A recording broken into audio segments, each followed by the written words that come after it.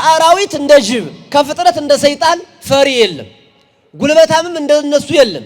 ጅብ ጉልበተኛ ነው ግን ፈሪ ነው። እንደ ጉልበቱ ማን ከፊቱ ይቆም ነበረ? አጋንንትም እንደዛ ናቸው። ዲያብሎስ በጣም ጉልበተኛ ነው ግን ፈሪ ነው። የጉልበቱን ያህል በትንሽ ነገር የሚሸነፍ ዲያብሎስ ነው። በስመ አብ ስትሉበት ይሮጣል፣ ከፊታችሁ አይቆምም። አንደኛው ድንጋይ የዲያብሎስ ድንጋይ ኢየሱስ ክርስቶስ ትከሻ ላይ ማረፍ አልቻለም። በስስት የመጣውን የተወረወረውን ድንጋይ ስስት የተባለውን ድንጋይ ትዕግስት በተባለው ደመሚት አፈረሰበት ማለት ነው። በዓለም ላይ ቅድም ፈሪ ብያችኋለሁ። መናጢ ደሃም እንደ ዲያብሎስ ያለ የለም። ባዶ እጁን የቀረ የተራቆተ ግልድም ጨርቅ የሌለችው ትንሽ ሀብት የሌለችው የመጨረሻው ደሃ እንደ ዲያብሎስ ያለ የለም። ግን አለኝ እሰጣለሁ ይላል። ጉራው እንደ ዲያብሎስ ያለ። አሁን ብዙዎቻችን የሌለን አለኝ ስንል የማን መንፈስ አድሮብናል ማለት ነው? ሰው በትዕቢት ማን ይነካኛል ባይነት፣ እኔ የተሻልሁ ነኝ ማለት፣ እኔ አዋቂ ነኝ ማለት፣ እኔ እንደዚህ ነኝ ማለት፣ ራስን ከሌሎቹ ለይቶ እኔ የተሻልሁ ነኝ ማለት ከዲያብሎስ ነው የተማርነው። ሁለተኛው ድንጋይ ድንጋይ እንዳያርፍብን ነው መጠንቀቅ ያለብን።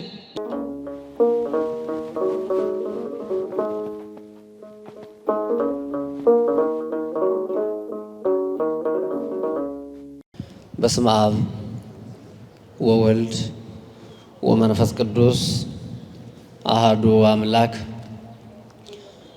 የዲያብሎስ ድንጋዮች እስኪ በሉ ሁላችሁ የዲያብሎስ ድንጋዮች በሉ። የማን ድንጋዮች? የትምህርታችን መነሻ ነው። ክቡራን መምህራን ወንጌል፣ ሊቃውንተ ቤተ ክርስቲያን፣ የተወደዳችሁ የእግዚአብሔር ቤተሰቦች፣ ምእመናንና ምእመናት በሥላሴ ፍጹም ሰላም እንደምን አደራችሁ? እንደምን ሰነበታችሁ? እንደምን እስከ ሰዓት ቆያችሁ? በቸርነቱ የጠበቀን በመግቦቱ ያልተለየን እኛ ከማናውቀው እሱ ከሚያውቀው መከራ ጠብቆ ድቅድቁን ጨለማ አርቆ ብርሃኑን ገልጦ ለዚህ ሰዓት ያደረሰን አምላካችን መድኃኔ ዓለም ኢየሱስ ክርስቶስ ለስም አጠራሩ ክብር ምስጋና ይድረሰው። አምላክን ያየንባት የተቀማነው ርስት የተመለሰባት ንጽሕት ክብርት ድንግል ማርያም ለስም አጠራሯ ክብር ምስጋና ይድረሳት። እንደ እግዚአብሔር መልካም ፈቃድ አጠር ላለ ደቂቃ ከኔ ጋር እንቆያለን። ያው ለመታዘዝ በጣም ታላላቅ መምህራን ከጀርባዬ አሉ። የነሱ ጸሎት እያገዘኝ የእናንተም ጸሎት እያገዘኝ እነሱ ምስጢሩን እንዲህ ብላቅ ነው እያሉ እያስተካከሉኝ እንደ እግዚአብሔር መልካም ፈቃድ ትንሽ ደቂቃ እንማማራለን። የትምህርታችን መነሻ የዲያብሎስ ድንጋዮች የሚል ነው። ኃይለ ቃሉን የማቴዎስ ወንጌል ምዕራፍ 4 ቁጥር 3 ላይ የተመዘገበ ኃይለ ቃል ነው። ምናልባት የዲያብሎስ ምን ድንጋይ ያለው ብለን ልናስብ እንችላለን። ቅዱስ መጽሐፍ የዲያብሎስ ድንጋዮች ብለን ያነሳነውን እንዴት እንደሚገልጣቸው ምን እንደሆኑ የዲያብሎስ ድንጋይ ሰው ለመሸከም ከፈለገ በጣም ከባድ ነው። የዲያብሎስ ድንጋዮች የሚነገሩበት ወቅት ነው።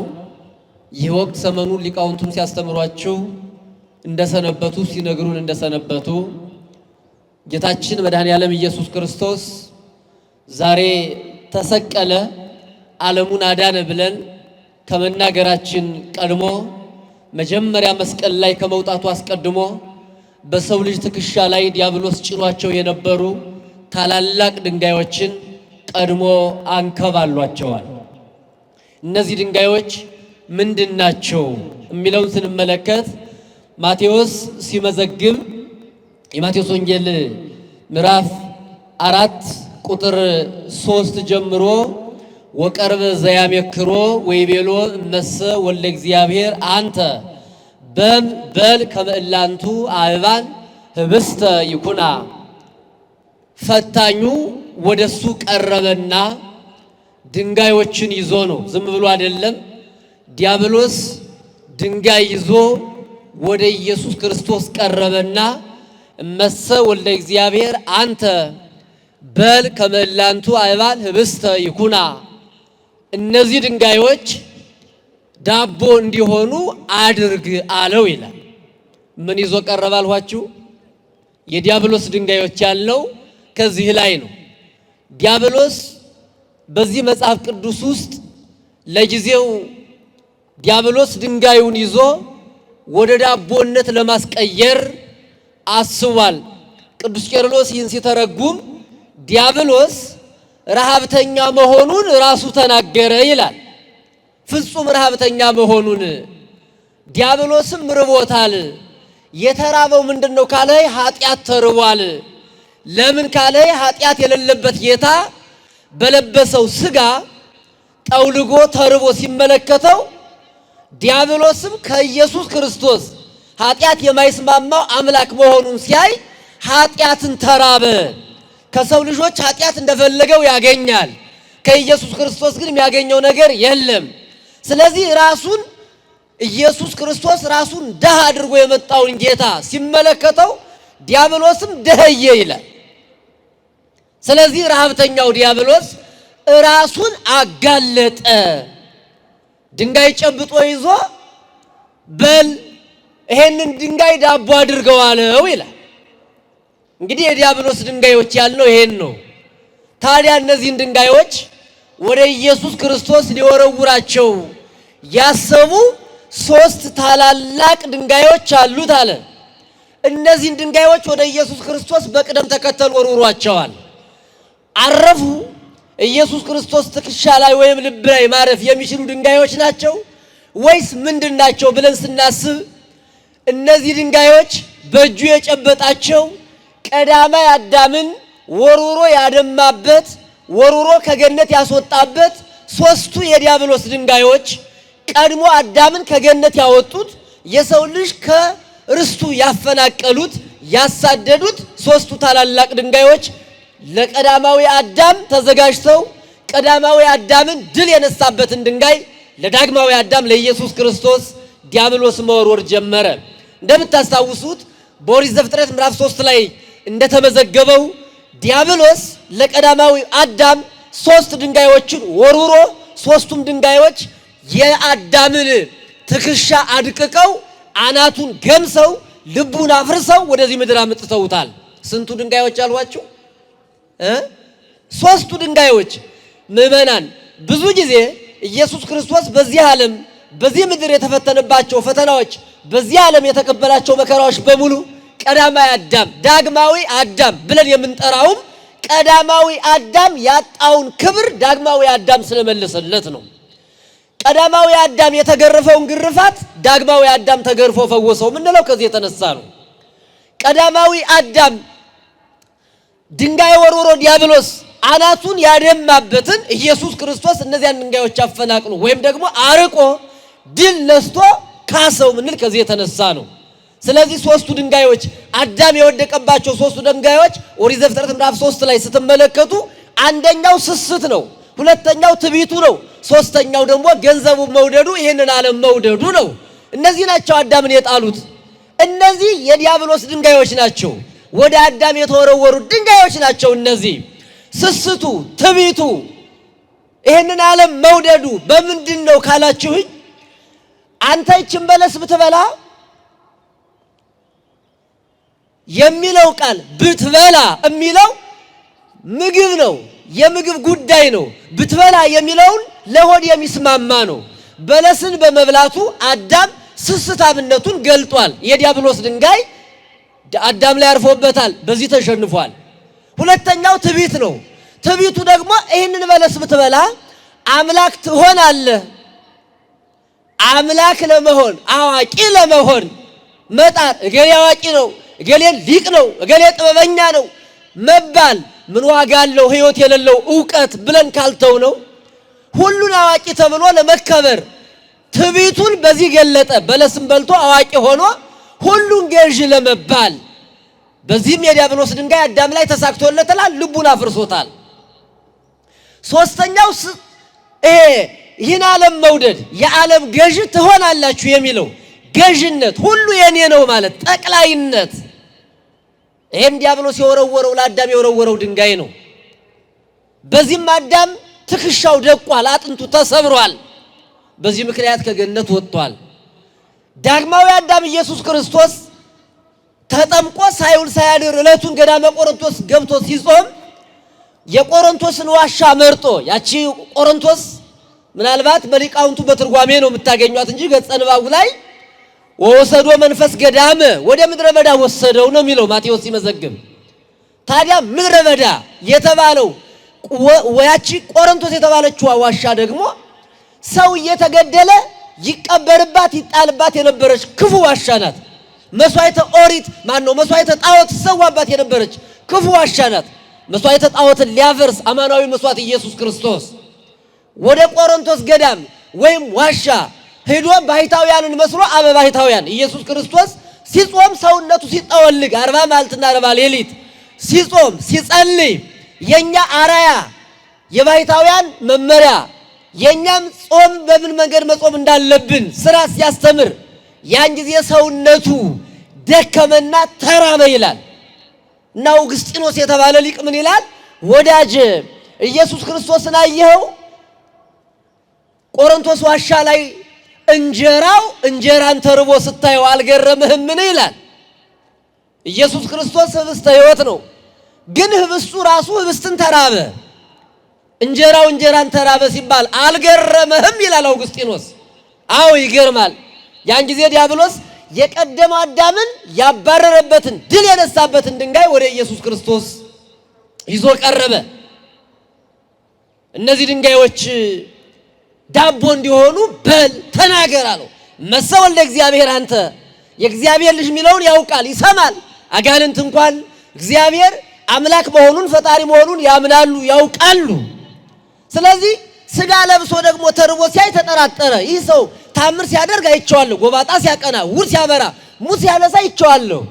ትንቢት ተነግሮለታል። ነቢያት ስለሱ ትንቢት ሲናገሩ እየሰማው አንዳንዱን በመጋዝ እያስተረተሩ በኩላብ እያሰቀሉ አንዳንዱን በኩስ በመካነ ኩስ እያስከተቱ የገደሏቸው ነቢያት አሉት። እውነት አምላክ ነው። ታዲያ እንዲህ ከሆነ ለምን ተራበ አለና ሲያየው ሰውነቱ ድክም ብሎ እነዚህን የቀደመ አዳምን ያሳቱበትን ድንጋዮች ለምን አልወረውርበትም ብሎ አሰበ። ያን ጊዜ ድንጋዩን መወርወር ጀመረ። የመጀመሪያው ወደ ኢየሱስ ክርስቶስ የተወረወረው ድንጋይ የዲያብሎስ ድንጋይ ቀድመን የወደቅንበት እኔና እናንተ ከገነት የወጣንበት ስስት የተባለውን ድንጋይ ወደ ኢየሱስ ክርስቶስ ወረወረ። አንዱ ከባዱ ድንጋይ ስስት ነው። በየቤታችን ገብቶ ብዙዎችን ተጭኖ እንዳንንቀሳቀስ ያደረገን ከባዱ ድንጋይ ስስት፣ እሱን አመጣና ወደ ኢየሱስ ክርስቶስ ወረወረው። ይህ ዓለም በእጁ ሁሉ በደጁ የሆነ ጌታ የሰው ልጅ የሚኖረው በዳቦ ወይም በእንጀራ አይደለም። በእውነት እግዚአብሔር ያን ድንጋይ ዳቦ ወደ ዳቦ ቢቀይረው ዲያብሎስ ምን ሊሆን? እዚያው ላይ እንደተራበ ትኩስ ዳቦ አድርጎ ቢያሳየው ምን ሊለው ነው ዲያብሎስ? ምን ይገርመዋል? ለኢየሱስ ክርስቶስ ይህ ምኑ ነው? የፈጠረውን ድንጋይ አንደበት ከፍቶ አንደበት ሰርቶለት እንዲናገር አድርጎ የተመሰገነበትን ድንጋይ ወደ ዳቦ መቀየር ምን ይከብደዋል? ግን ዲያብሎስ ፈተናውን በስስት አመጣና ይህን ድንጋይ ዳቦ አድርግ ሲለው ምን አለው? ሰው የሚኖረው በዳቦ ወይም በእህል በእንጀራ ብቻ አይደለም፣ ነገር ግን በምን ይኖራል ያለው? በእግዚአብሔር ቃል ማለት ቃል ኢየሱስ ክርስቶስ ነው። የዮሐንስ ወንጌል ምዕራፍ 1 ላይ እንደምናነበው ሰው የሚኖረው በእኔ ፈቃድ ነው ማለቱ ነው። የአብ ቃል ኢየሱስ ክርስቶስ ይሄን ነው የሚናገረው።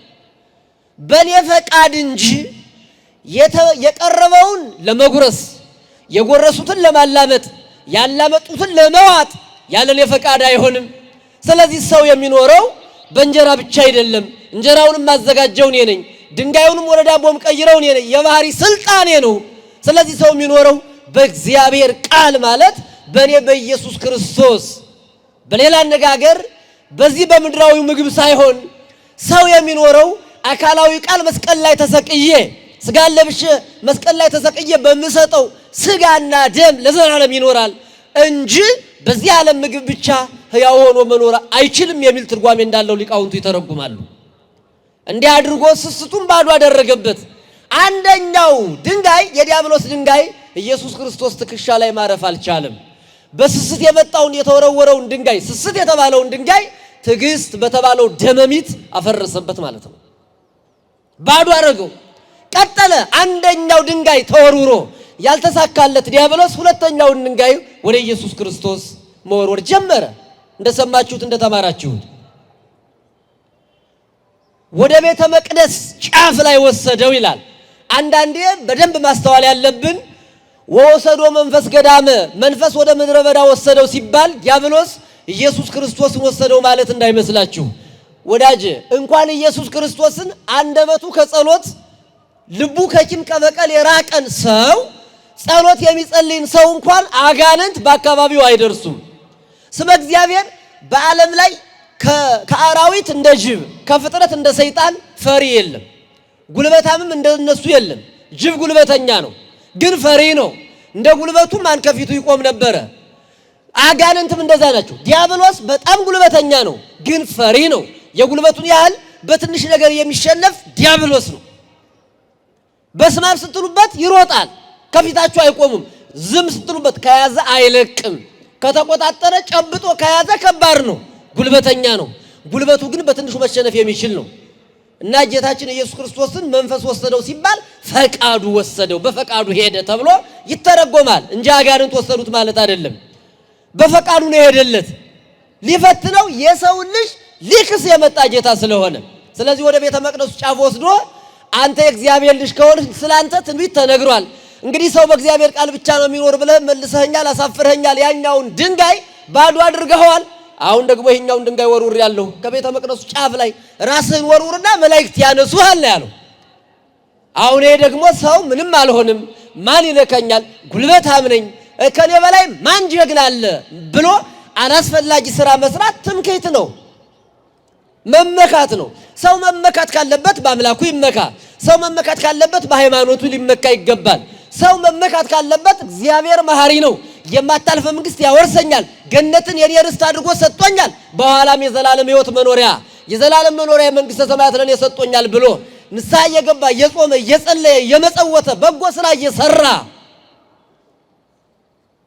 ተስፋ አድርጎ መመካት ይቻላል። ግን በቸርነቱ ያወርሰኛል የሚልን የጨመረ ሰው። ስለዚህ ራስን ጣል ወርውር የሚለው ትዕቢት ነው። ይሄ ያን ጊዜ ምን አለው እግዚአብሔር? ቃል ስጋ ለብሶ። ይሄም እንግዲህ በትዕቢት የመጀመሪያው ሰው አዳም ከገነት የወጣበት ስለነበረ ያን ካሳውን እንደገና ምን አለው? በትህትና ተው አምላክህ እግዚአብሔርን አትፈታተነው ተብሎ ተጽፎብሃል አለው። በኦሪት ዘዳግም ምዕራፍ 6 ላይ የተመዘገበውን እያመጣ እየጠቀሰ ኢየሱስ ክርስቶስ ተው አምላክህን አትፈታተነው ተብሎ ተጽፏል አለው። በትዕቢት ሲመጣበት የቀደመ አዳም ከገነት የወጣ በትዕቢት ነው። ዳግማዊ አዳም ኢየሱስ ክርስቶስ በትዕቢት ሁለተኛውን ድንጋይ አስወገደልን። ትዕቢት ከገነት ያወጣን እሱ ነው። ዛሬም በዚህ ዓለም ብዙዎቻችን ሰው በትዕቢት ማን ይነካኛል ባይነት፣ እኔ የተሻልሁ ነኝ ማለት፣ እኔ አዋቂ ነኝ ማለት፣ እኔ እንደዚህ ነኝ ማለት፣ ራስን ከሌሎቹ ለይቶ እኔ የተሻልሁ ነኝ ማለት ከዲያብሎስ ነው የተማርነው። ሁለተኛው ድንጋይ ድንጋይ እንዳያርፍብን ነው መጠንቀቅ ያለብን። የስስቱ ድንጋይ ስናልፈው የትዕቢቱ ድንጋይ ይቀጥላል። ኢየሱስ ክርስቶስ በትህትና ደመሚት አፍርሶ ባዶ አረገበት። ተስፋ አልቆረጠም ዲያብሎስ። ሌላ የቀደመ አዳምን ያወጣበትን ሶስተኛውን ድንጋይ ወረወረ። የመጨረሻ ነው ይሄ። ሶስተኛውን ድንጋይ ወደ ረጅም ተራራ ወሰደው ይላል። ረጅም ተራራ ምንን ያሳያል? ልዕልናውን፣ የኢየሱስ ክርስቶስን የባህሪ አምላክ ልዕልናውን፣ ከፍታውን።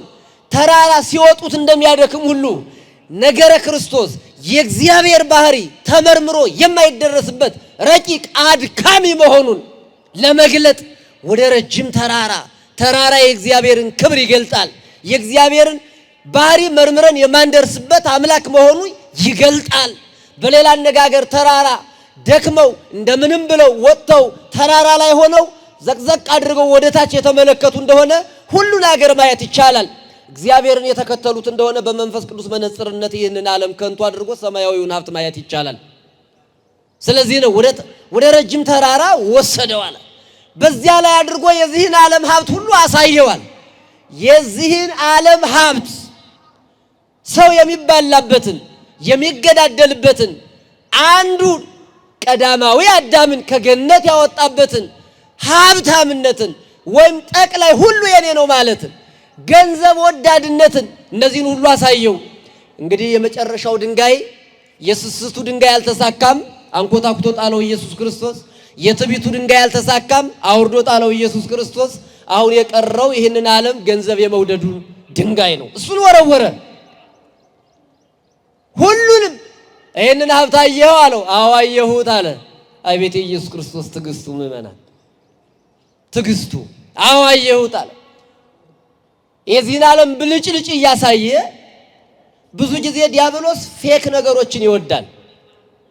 የሚዋሃደንም በቀላል በዚህ ዓለም በሚረግፉ ከንቱ ነገሮች እንደሆነ ታውቃላችሁ። ብዙዎቻችን የሚዋሃደን እኮ በእንደዚህ ቁም ነገር ባለው ነገር ላይ አይመጣም። ዲያብሎስ በተናቁ ነገር ላይ በተናቁ ነገሮች ላይ ነው መጥቶ ድል የሚነሳል። በትንሹ ትንሽ ቀዳዳ ይፈልጋል። ከዛ በኋላ እያሰፋው ይሄዳል። ከዛ እግዚአብሔርን ከልባችን እየነቀለ ራሱ እየተተከለ ይሄዳል። እና የዚህን ዓለም ገንዘብ አሳየው ይላል። አሁን እውነት ለኢየሱስ ክርስቶስ ዲያብሎስ የዚህን ዓለም ሀብት የሚያሳየው ሆኖ ነው ብላችሁ ነው? ግን በዳግማዊ አዳም ቀዳማዊ አዳምን ግብሩን የዚህን ዓለም ሀብት ወዶ መውደቁን ኢየሱስ ክርስቶስ ዕዳ እንደከፈለለት ለማሳየት ነው ቅዱስ ማቴዎስ የመዘገበው። ታዲያ የዚህን ዓለም ሀብቱን አሳየና ወድቀህ ብትሰግድልኝ ይሄንን ሁሉ ሀብት ላንተ ሰጣለሁ አለ። ማን ነው እንደዚያ የሚለው? ማን ነው እንደዚያ የሚለው? ንገሩኝ እንጂ አዘናችሁለት እንዴ? ማን ነው? ለማን ነው? ለኢየሱስ ክርስቶስ ይችላል። በዓለም ላይ ቅድም ፈሪ ብያችኋለሁ። መናጢ ድሃም እንደ ዲያብሎስ ያለ የለም።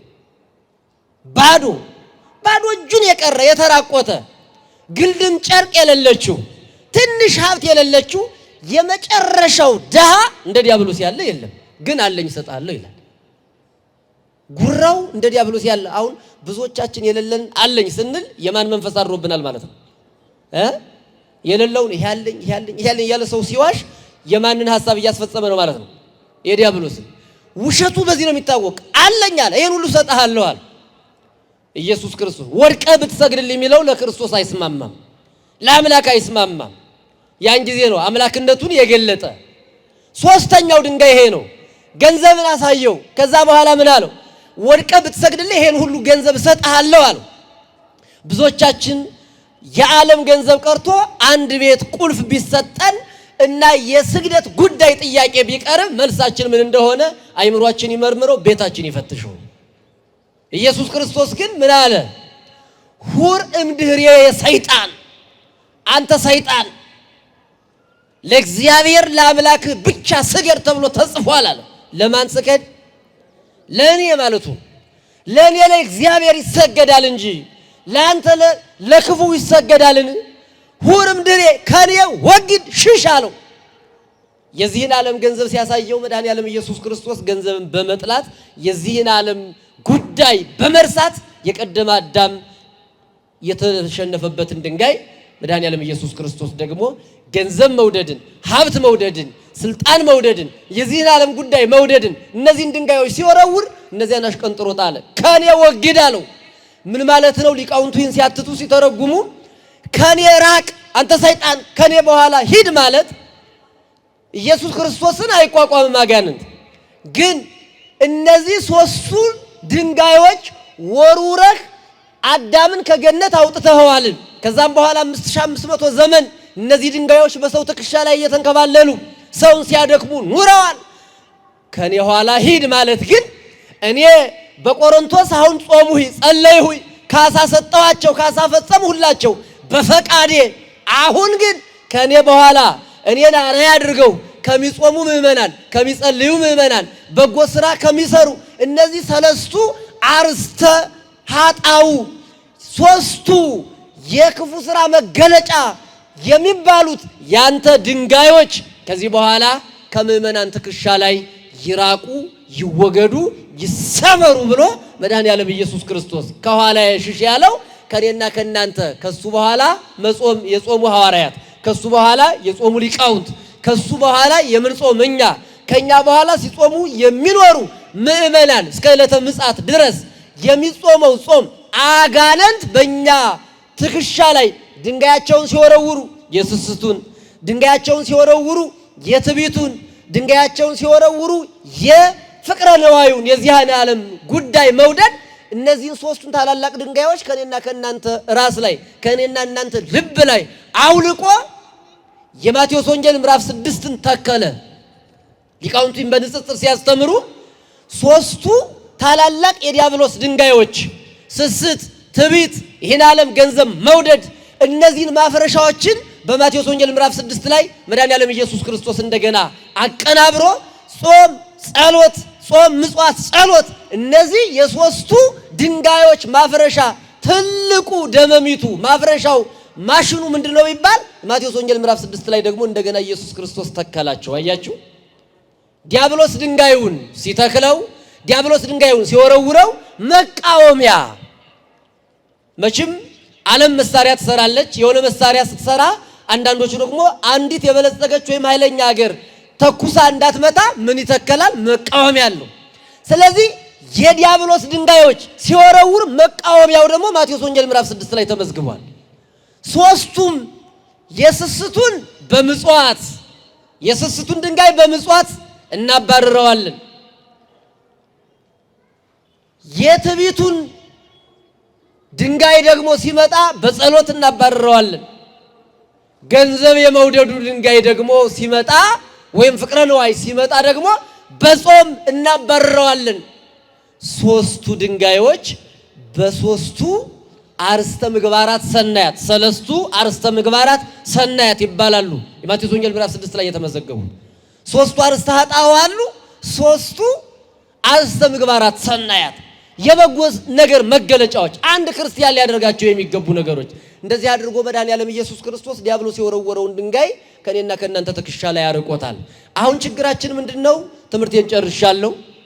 ምንድነው የኔና የእናንተ ችግር? ምዕመናን፣ ኢየሱስ ክርስቶስ አርቆ የጣላቸውን ድንጋዮች እኔና እናንተ እንደገና እያመጣን እየተሸከምናቸው ናቸው። የስስቱ ድንጋይ፣ የትዕቢቱ ድንጋይ ዲያብሎስ በየቀኑ ይወረውርብናል። ስስታችን አገር የሚያባላን እርስ በርሳችን ስስት እኮ ነው የዲያብሎስ ድንጋይ። አሁን ምን እየተወረወረ ነው? እኛ እንቀልመዋለን፣ አምጠን ትከሻችን ላይ እናሳርፈዋለን፣ ልባችን ላይ እናስቀምጠዋለን። የማቴዎስ ወንጌል ምዕራፍ 6ን ትተን ምዕራፍ 4 ላይ ያለውን የዲያብሎስን ድንጋይ እሱን ከኛ እንድናርቅ ነው ክርስቶስ ከኔ ራቅ ሽሽ አንተ ሰይጣን ያለ። ከዚህ በኋላ የሚጾሙ የሚጸልዩ የሚመጸውቱ ምዕመናን እነሱን እንዳትፈትናቸው ከነሱ ራቅላቸው ብሎ መድኃኔዓለም ኢየሱስ ክርስቶስ አራቀልን። እኛ ደግሞ እናቀርበዋለን። በስስት እያቀረብ ነው፣ በትዕቢት እያቀረብ ነው፣ በትዙፍት እያቀረብ ነው፣ በከንቱ ጌጥ እያቀረብ ነው፣ በሐሜት እያቀረብ ነው።